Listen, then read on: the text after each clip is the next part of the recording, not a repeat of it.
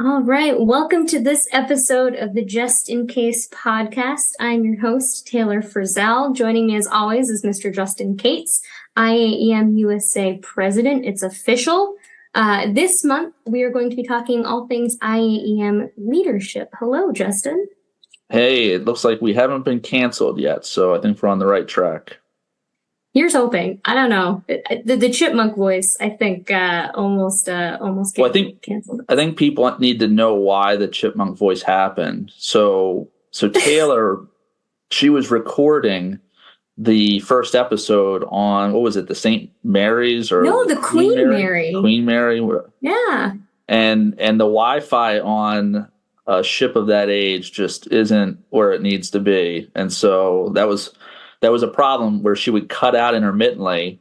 We had to do all kinds of editing after the fact, but unfortunately we couldn't fix the chipmunk voice. You know, that was my complaint in my Yelp review, was Wi-Fi not stable enough to record a podcast. So I know it's very niche, but in case anyone ever needs to do it, now they'll know.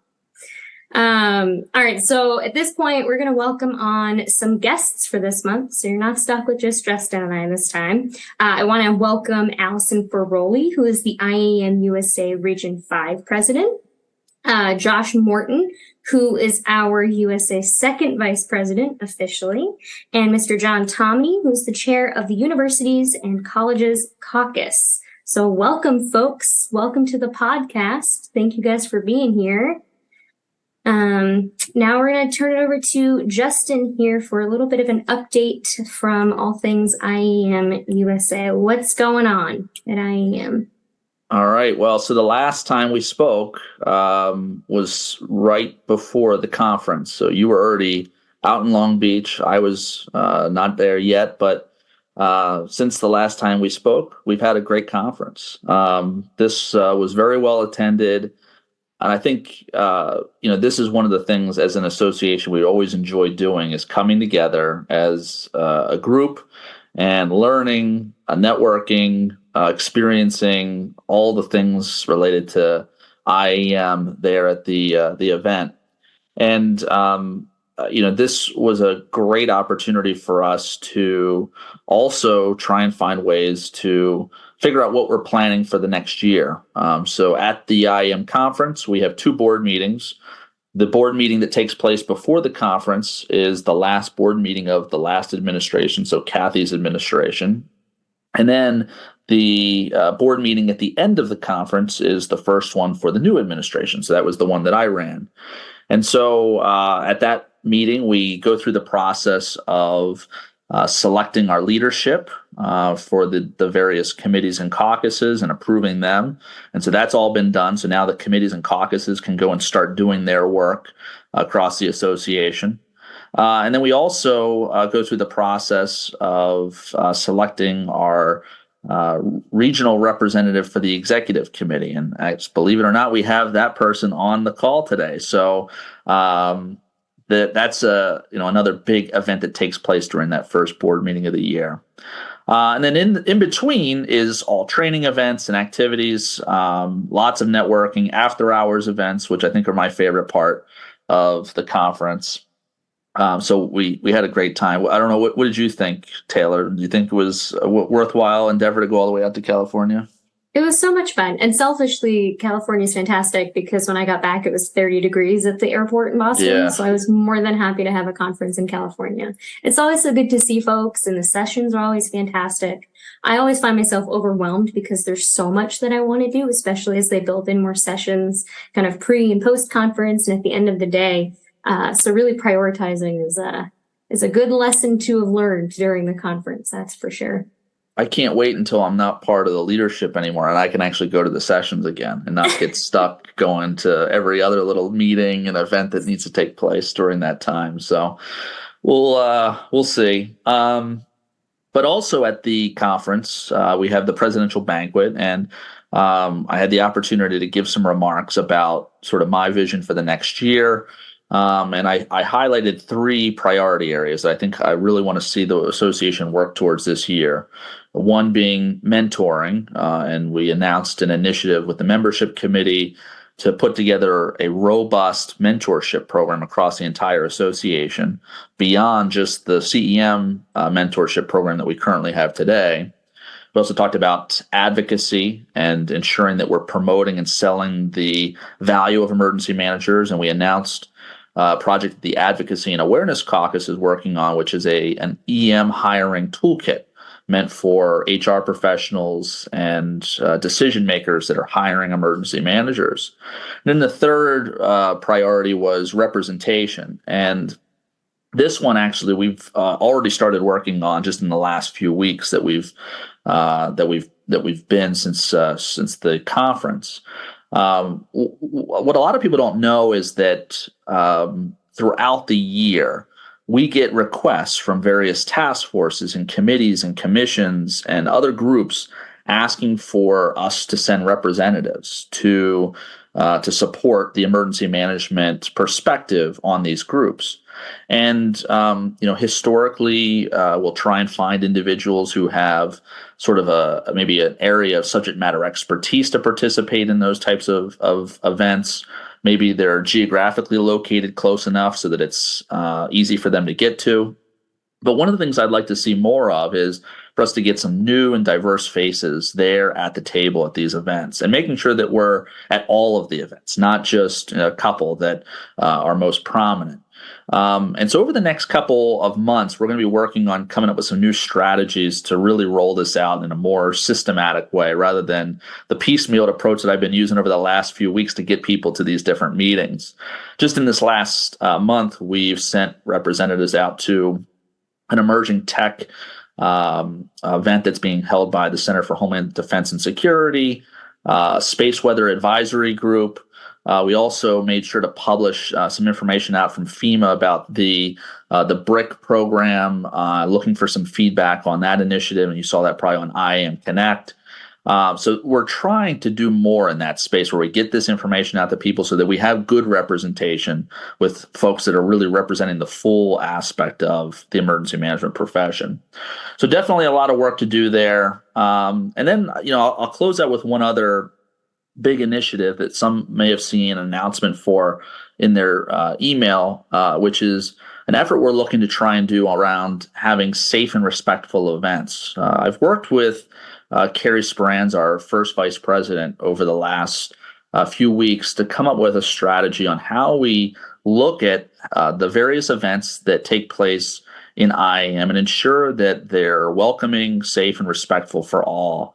And this is something that is a concern, not just within emergency management, but Homeland Security events and conferences in general.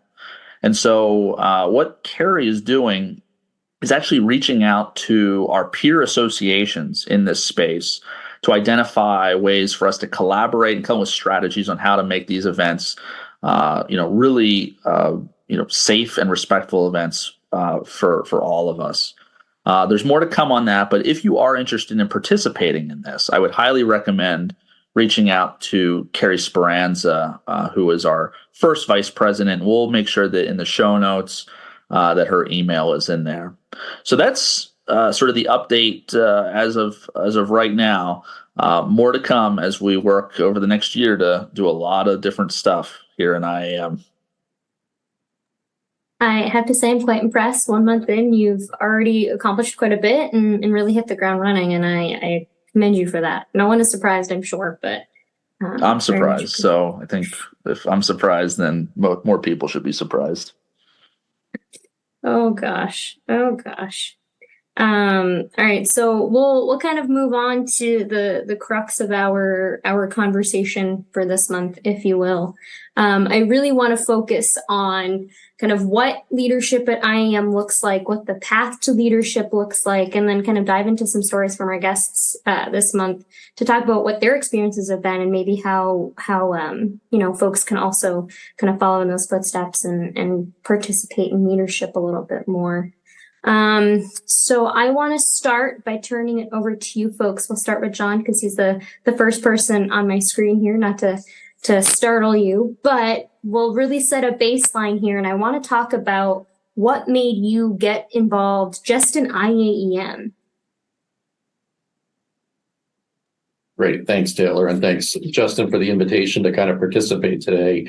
I've been a member of IEM for about, I think I'm going on my 13th or 14th year this year.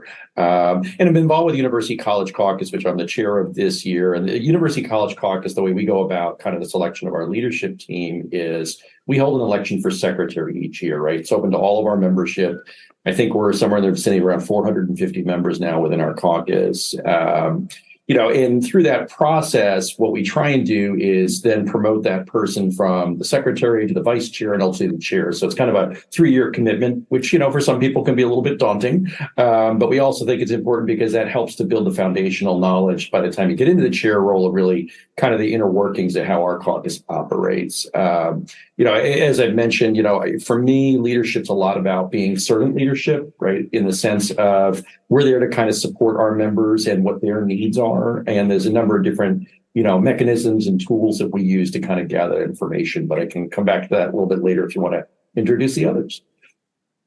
Yeah, fabulous. Thank you so much. I appreciate that. And actually, your note about kind of that progressive leadership, if you will, or the progression of leadership, I should say.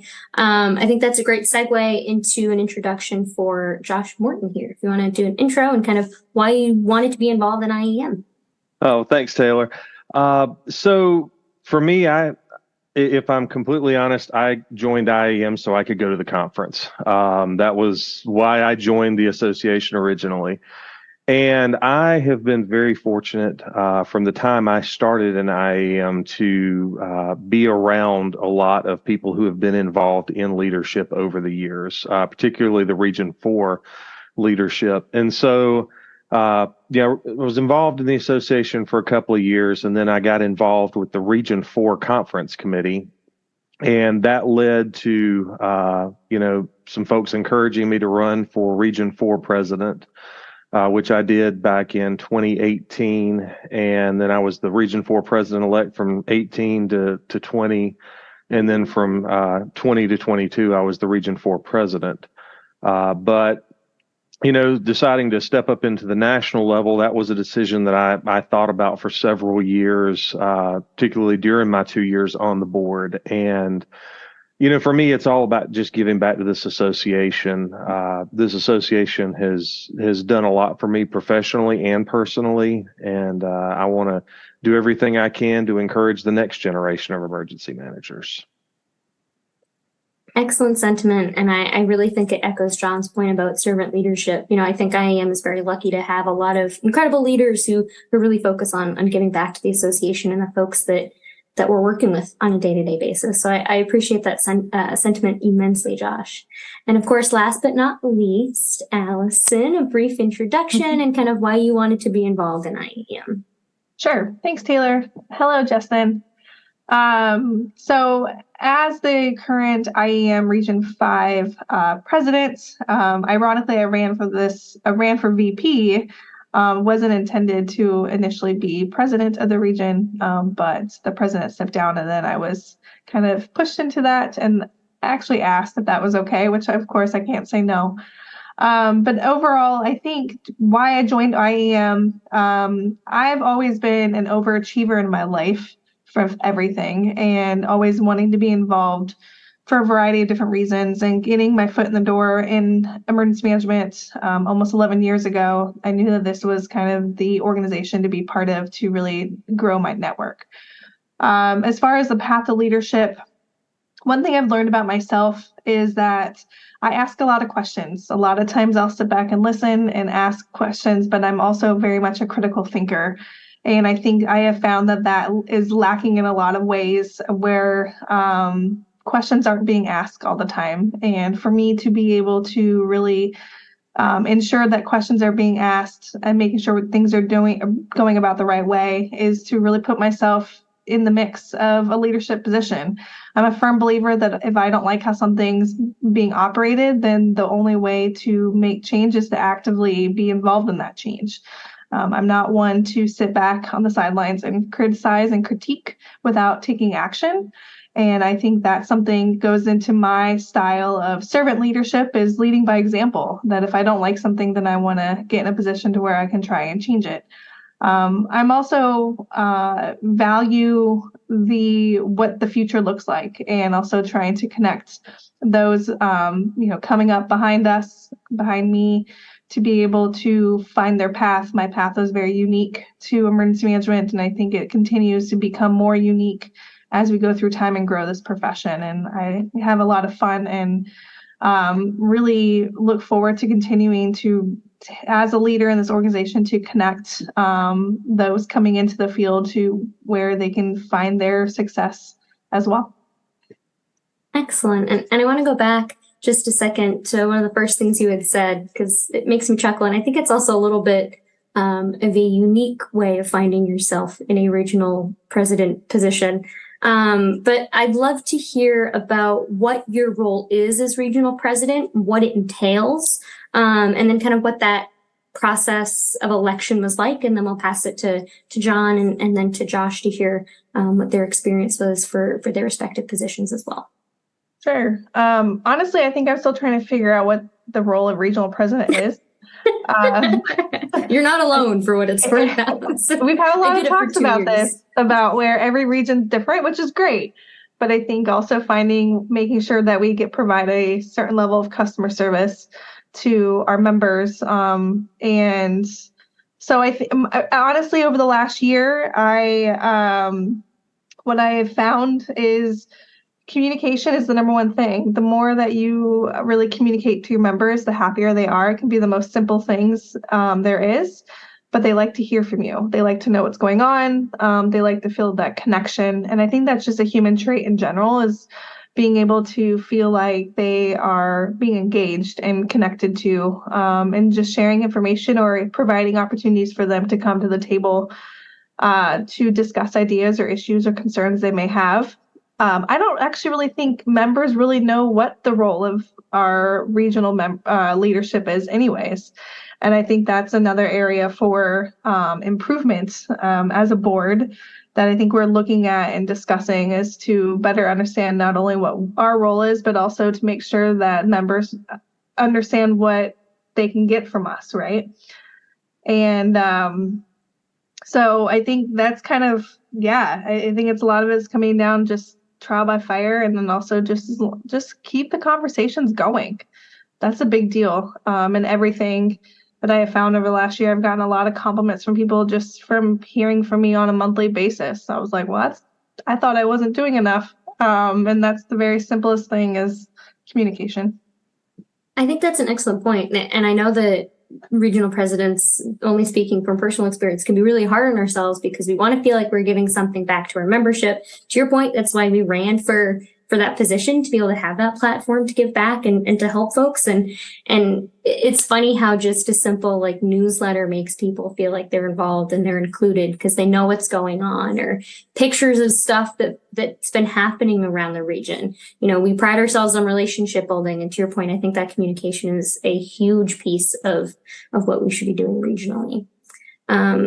John, I'm going to pass it to you now to kind of give us an overview of what your role as the chair for a caucus looks like. And then I know you had touched briefly on kind of what that election process looks like, but if you want to add anything additional, that would be great as well. Sure. And I loved Allison's description, Taylor, of, we all have this unique journey. I don't think I've met an emergency manager yet that's had the same journey. We all are kind of on a unique trail. We're building the bridge, I guess, as we're walking it in some ways. But, for me, as I mentioned, I've been around IEM for a while. In the role that I'm in, I've been here 15 years now. And there was a while ago, probably 7, 8 years ago, I was asked to consider leadership within the University College Caucus. And at the time, I just didn't feel like it was the right position for me. And then I was approached again kind of post-COVID, and it felt like it was the right time. So I think that was an important, differentiator for me. The University College Caucus, really what's our job is to kind of represent peers that work at institutions of higher education as emergency management practitioners, right? We're not researchers, we're not academic instructors, we're not students, even though some folks fall in a couple of those different buckets. But we're really kind of more akin to your local or county emergency manager in many respects. And I think that's something that maybe not a lot of folks within the association really know kind of what our group is about. And we try and really garner best practices, not recreating the wheel, learning from one another. I'm a lifelong learner. I think that's an important piece of what we do. Nobody's got it all figured out, but I also need to spin my wheels, kind of trying to reinvent something that many, many other people have done already. So that's important. And as far as the communications piece that you were just discussing a minute ago, I think finding the right platform for people, the way to engage them and communicate with them, I think a lot of times in today's age, people are looking for, well, what's the benefit value I get out of being involved with IEM or with our caucus or, things along in those points. But you also don't want to sit there and feel like we just have to publish or perish. I think we want to kind of provide that value added enhancement, what people want to get out of being involved with whatever stakeholder group, like in our case, our caucus for higher ed practitioners is all about. So John, one of the things that for those that are not involved heavily in IAN, just to make them aware, is that there are a couple dozen caucuses that are out there similar to yours, where we have opportunities for people to serve in leadership to help represent their specific sector or community of practice within emergency management.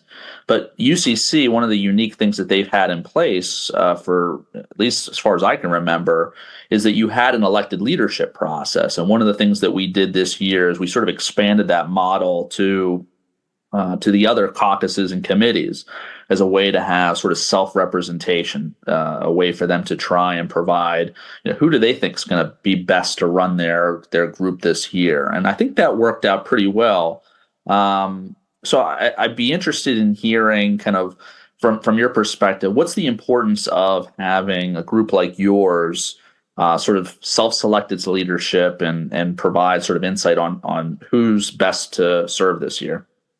Well, I think it's a great question, Justin, because I think, as Allison mentioned a minute ago, this whole idea of, how do we find that voice piece, that mechanism for us to feel like we're engaged and a part of that's through representation, right? So I think our membership having the ability to select our own leaders is a really important part of that, because they know in selecting this year, we had 5 candidates that ran for the UCC secretary's position, and as part of that, we had them all kind of write up bios and provide their background. And most importantly to me is, why do they want to be in that role? Is it just to kind of check off a box for a CEM certification, or do they really want to provide some kind of value to the organization? And we're very fortunate, by the way, they were all great candidates. The person that was selected this year, Jason Ferguson from Tulane University, has a great vision of where he sees things that we need to kind of move the ball forward on. So I think that's part of it. The other one is issues such as, what are the hot topics? We refer to hot topics webinars all the time in our group that are percolating in our specific field of work that we represent. So we've been trying to do a lot of focused, short fuse events. When the conflict in the Mideast started up, I think 3 days after it, we held a hot topics webinar. We had 150 people that attended it, right? Because it was something of a lot of interest to all of our institutions, because they're all grappling with the same concern. But you got to kind of keep your ear to the ground to know what those issues are. It's nice to say we're going to lay out a program for the next 12 months.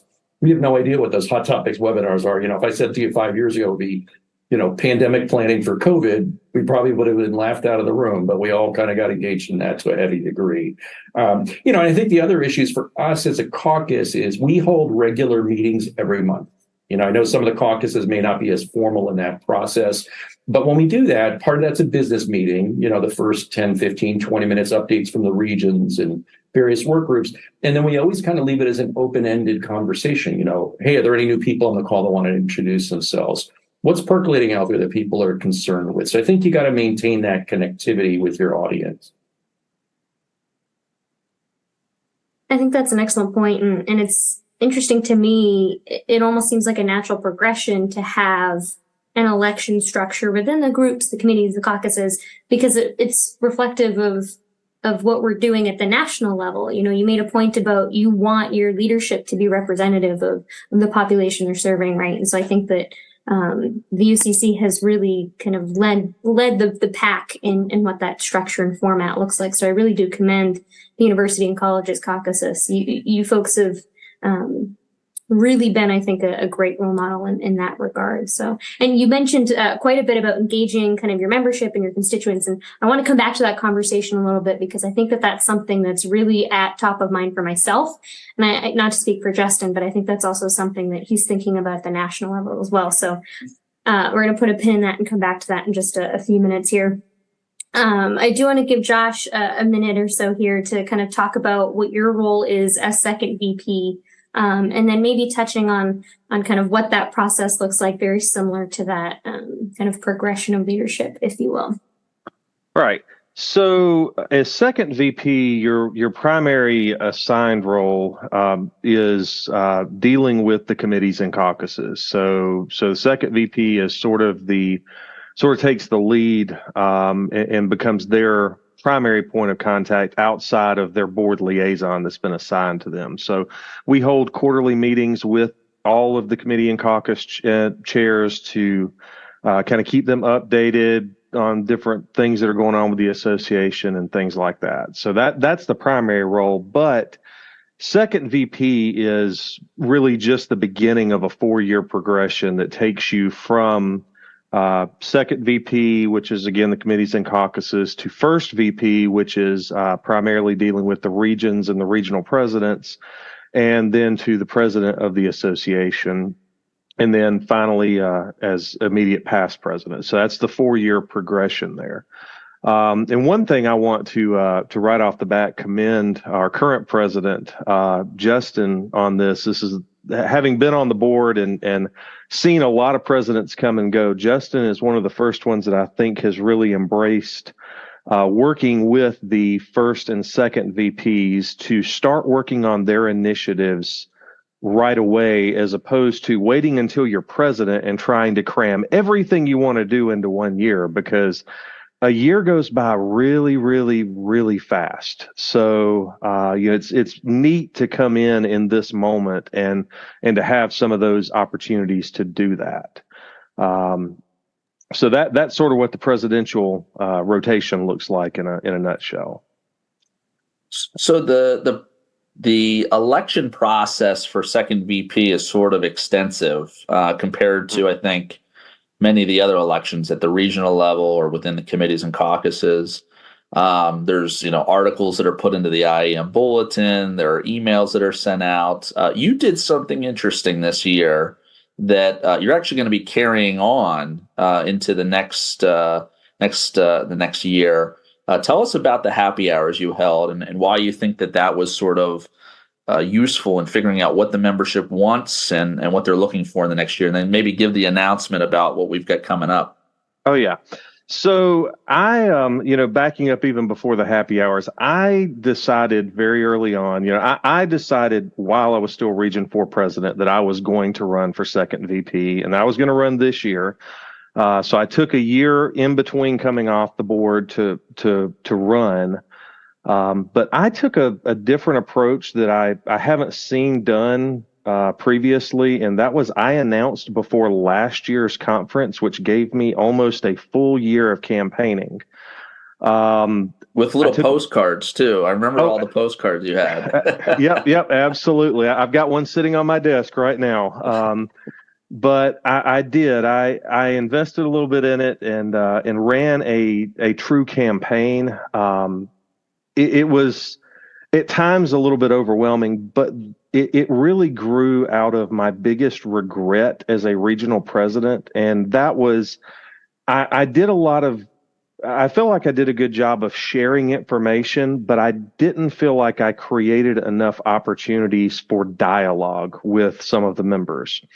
And so what I wanted to do was to have those opportunities over the past year to actually sit down with our members and not make it just sitting giving campaign speeches, but really to hear what they had to say. Give them an opportunity to ask the questions, give them an opportunity to provide feedback on how the association was doing, things they would like to see out of the association. Because, when you're in leadership, you recognize this is not your association. This is the members' association, and we're here to serve the members. And so part of where I ended up going with that was a series of virtual happy hours that I hosted over the summer, leading up to the election and then while the election was ongoing.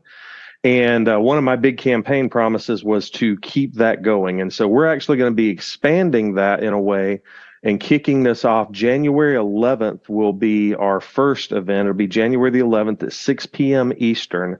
And it will be a virtual happy hour with the presidential team. So Justin will be on, Carrie will be on, I'll be on.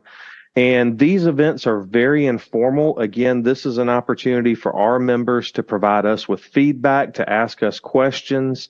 We'll do our best to answer any questions that we can, and really just have an opportunity, because one of my goals as I move through the presidential rotation is to make leadership within the association more accessible to the members. Every one of us is going to pick up the phone when you call. We're going to respond to the emails as best as we can.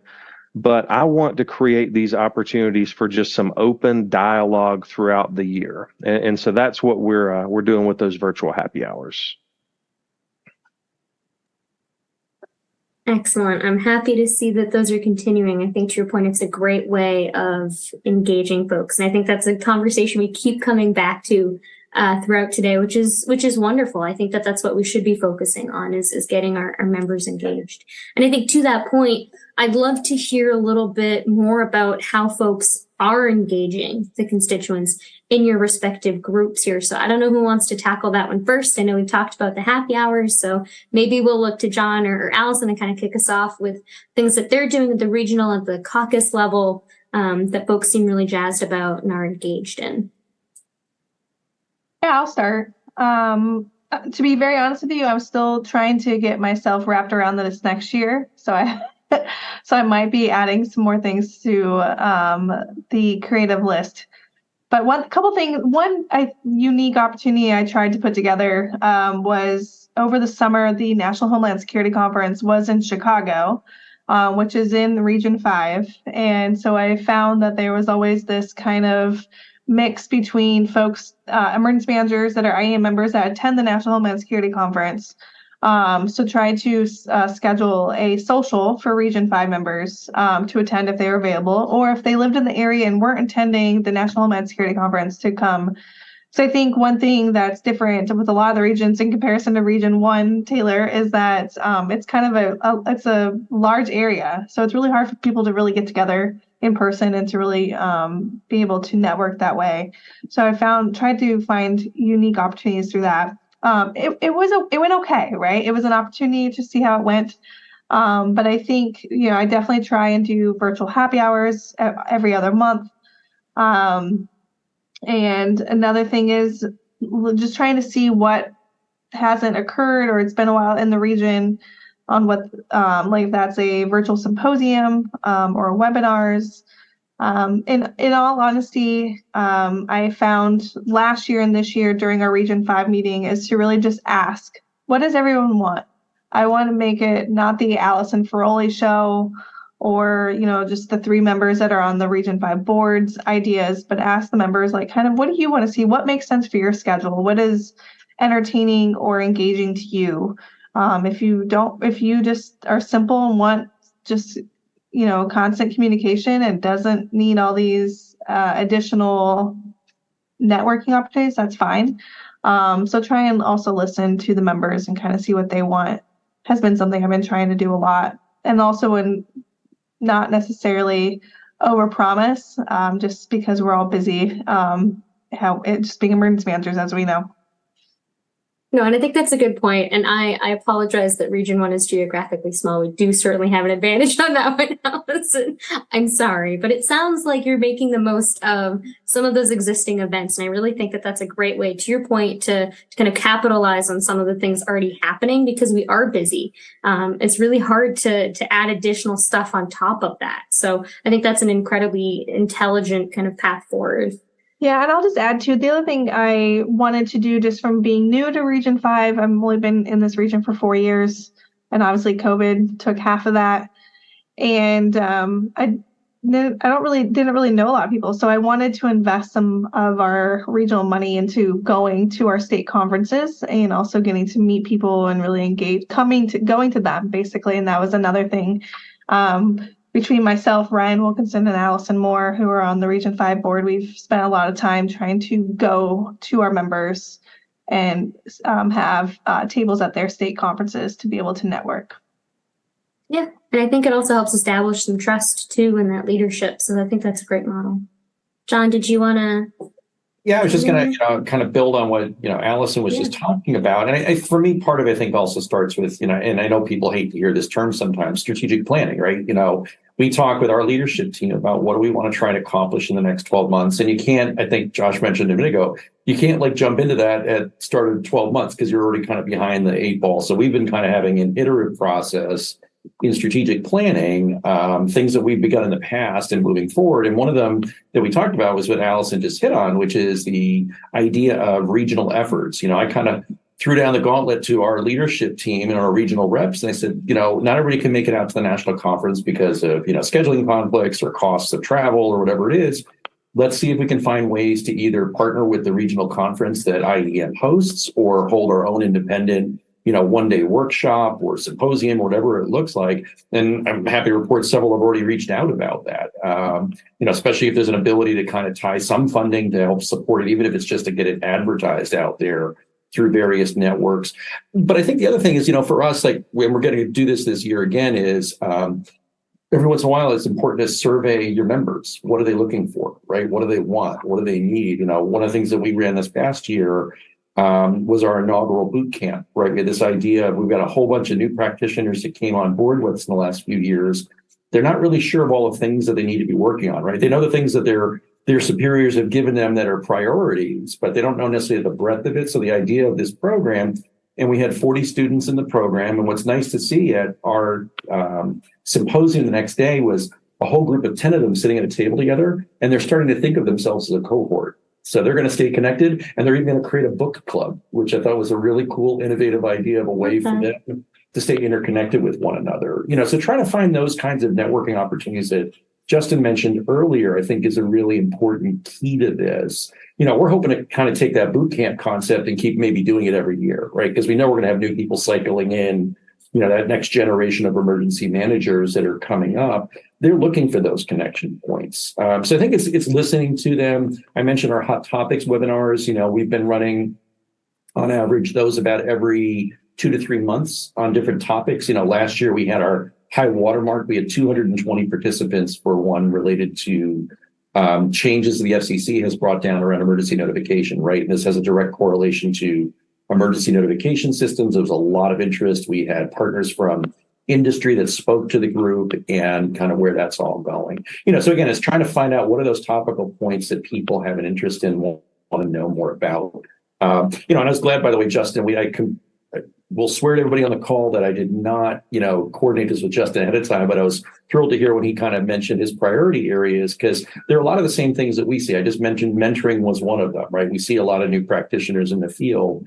Folks for representation and advocacy, we partner with a lot of other higher ed colleagues that represent everything from law enforcement to business managers to risk insurance folks. And we're trying to build up that cadre of liaisons through our caucus. So I think it's also not just representing our own kind of interests as emergency managers, but who are those other partners that we're close to that we need to get their input. And we have similar relationships with a couple of the work groups and the other caucuses within IEM, that we've kind of created liaison positions. So we're cross-collaborating some of those efforts with one another. And the last one I'd mention is work groups. We've spun up a couple specific work groups.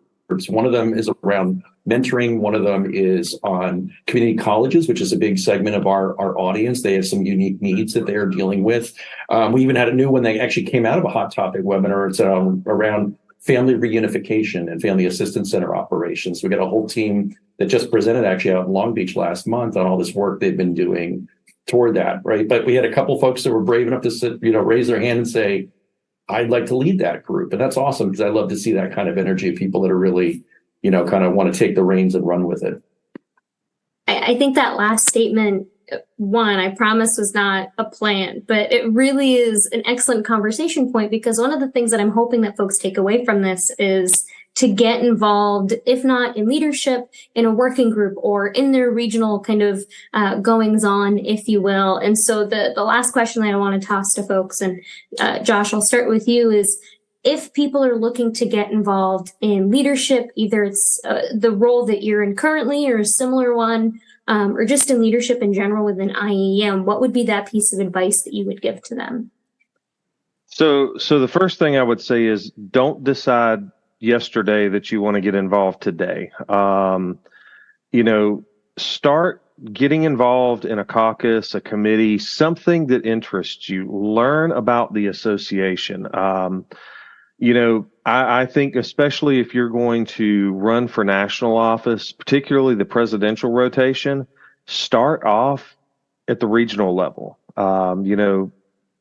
Become a regional secretary, treasurer, become a regional vice president, president-elect, come up through and work through that, because a lot of people don't realize just what it takes to actually run the association. It is a very big time commitment. There's a lot that goes into it. I think sometimes people think that our only job is to stand up at the conference and introduce people. People ask me how much money I make doing it, actually. I keep telling them $0. Man, Wait, do you mean we're not getting paid for the podcast, Justin? I don't understand. Did I miss that memo? Yes, people should send donations directly to me. I'm still waiting on those endorsement deals that I hear are supposed to be coming. I'm not sure, but it is. It's a labor of love, but it is a labor, and it's very much a learning curve. So I would say get involved with committee caucus leadership, get involved at the regional level. I decided about 6 years before I ran for second VP that I was going to run for second VP at some point, and I set about to learn everything I could about the association and how it works. I'm not saying you got to take that long to learn, but definitely give yourself some time, and don't be afraid to start in the smaller areas, because there are no small areas. But get involved somewhere. And hey, leadership. One thing I will add here before I talk too long, but leadership. One thing I think a lot of people don't understand is leadership is very accessible in this association. Anybody can serve. All it takes is a willingness to put in the effort, put in the work. We want people to get involved, and so we try to make it easy. If you don't know how to get involved, reach out to one of us. I'm always happy to sit down and talk with people. I'm happy to share campaign strategy if you're running for office, because we need some good new people to get involved, and we're certainly looking for that. So thanks.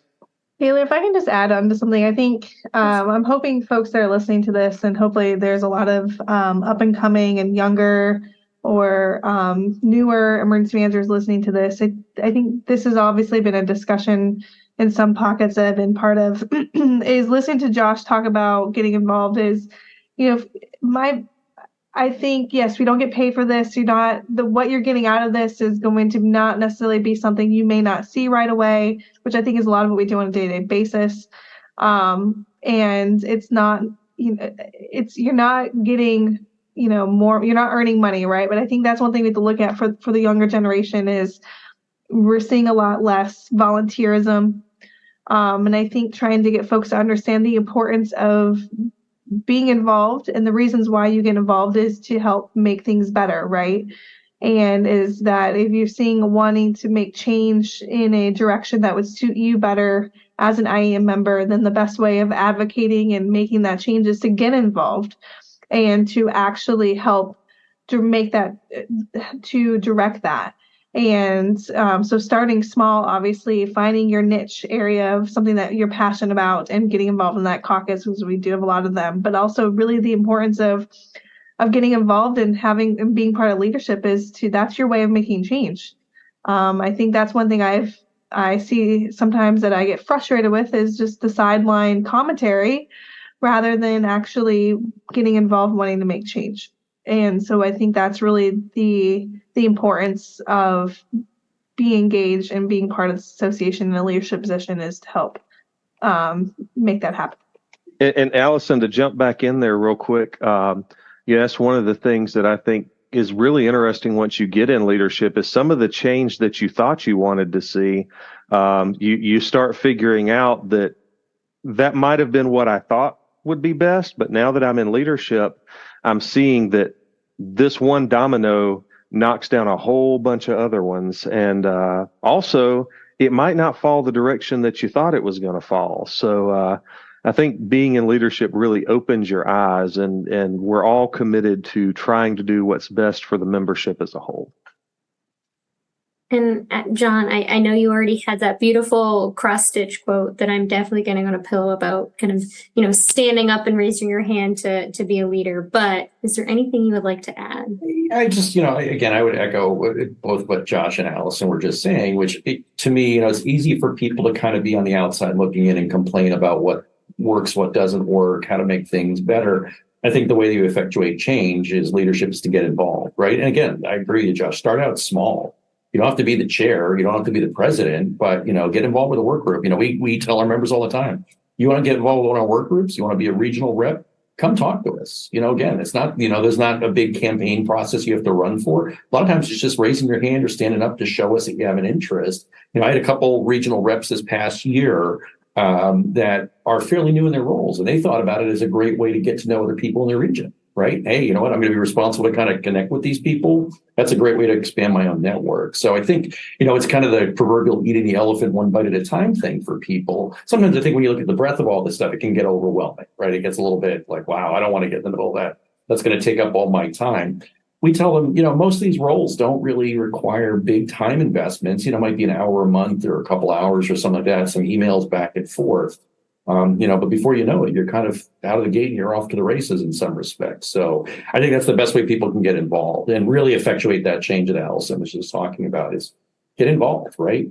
Give us your opinion, your thought about how to maybe we can make it better. Right? Because it's also through, I think one time, or in many organizations, the biggest challenge that we sometimes face is this easy sense of complacency. Well, we've always done it this way, right? Why change it? Why upset the apple cart?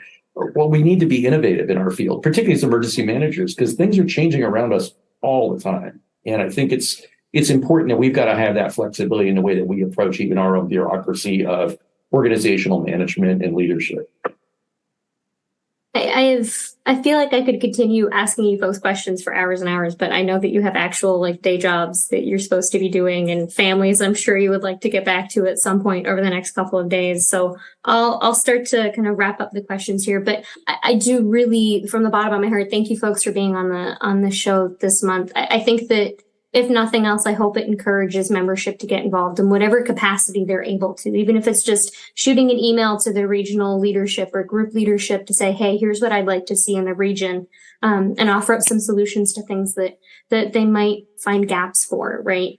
So I hope if nothing else that's what folks are taking from this. And I would encourage people to reach out to the folks here on this podcast, reach out to some of the other leadership, some of those movers and shakers that you might know, and really just pick their ear, if nothing else, because there are a lot of really brilliant people in IAM who are always more than happy to talk about what leadership looks like within the organization and within emergency management as a whole. I do want to transition us a little bit now to our Ask the President segment. So we've asked folks to write into us via Google form some of the things that they would like to ask Justin Cates directly. We'll plug that again at the end in case you don't know where that link is.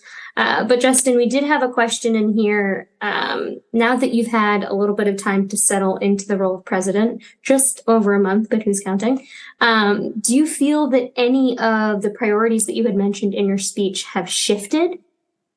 I would say this early, probably not. I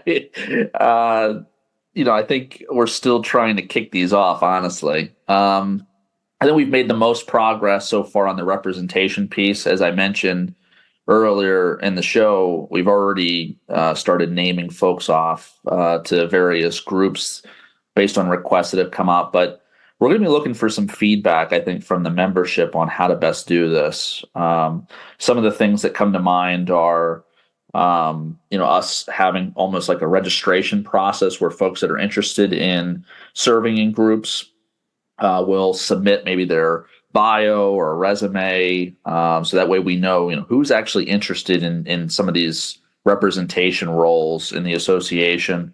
And then also putting together sort of a module-based training for those folks. Because one of the other issues that we've encountered is, sure, we can send you off to represent the association at one of these meetings, but do you know what our positions are? Do you know what some of the things that we're looking for from the respective professional emergency management?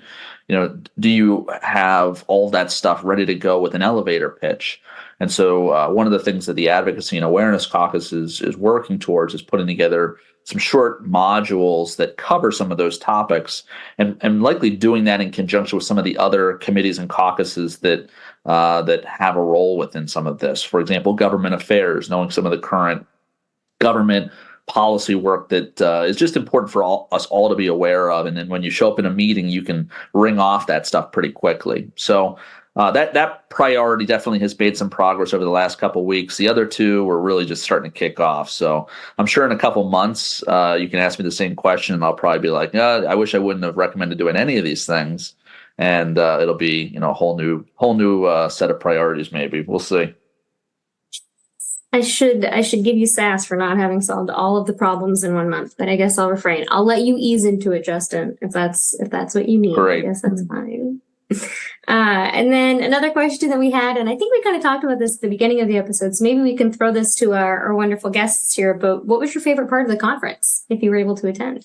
Definitely after hours events. Those are my favorite. And so for those who really do know me, know that I am one of the people that will close out the bar at the end of the night. And so those are the best conversations where we will really try and solve all the difficult problems in emergency management. And I did mention, while we have John on the call, I did mention during their symposium that UCC does have the best social events at the conference. So I make sure to always go to those. But I would be interested in hearing what everybody else's best part of the conference is. So maybe Allison, you want to start? Yeah, I will say, though, I am a firm believer that we can solve the world's problems over cupcakes and whiskey. So I'm just going to put that out there. So I'm definitely having those hard conversations after hours is a true thing. Honestly, I think this conference is always exhausting for me. And I think this year was very much that, because it was in my home state and kind of close to where my family and friends are. So it was a lot for me.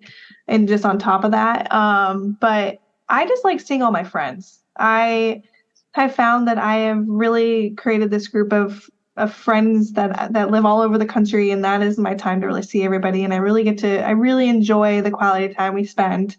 The sessions are always good. I always like having conversations about work stuff, but it's always just good to reconnect. And definitely those after hours events is probably where that all usually happens.